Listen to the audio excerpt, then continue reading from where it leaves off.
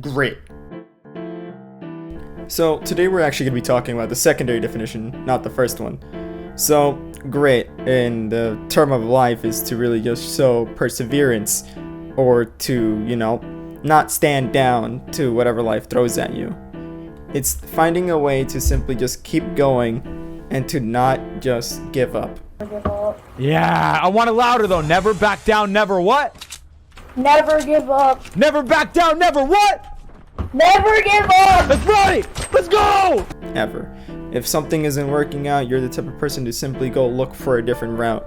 If this didn't work, okay, I'll try the other thing. Now, I think it's time I make a confession. I'm not usually this type of person. At all.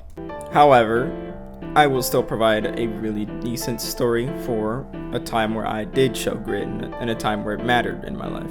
And that would be 8th grade in middle school. Hear me out. So, when I was in 8th grade, it was near the end of the first semester, I was told to go kick a kid in the ass. Well, not necessarily told, but I was threatened into doing so. And so I did. To save my own self. I was sent to ALC, an alternative learning campus, and while I was gone, I actually had the best time ever compared to my middle school. So, what does this have to do with grit?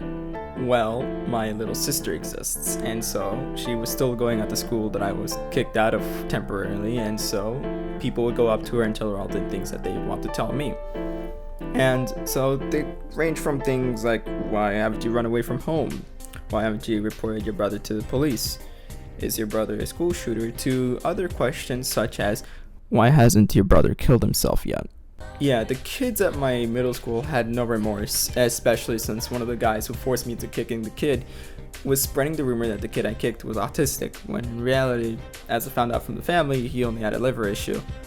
Now, I was expecting some of the worst verbose type of bullying I could ever imagine by the time I went back to middle school, but instead I was met with something worse. Cowards. People who would rather just spread those rumors around in my back instead of telling me directly to my face.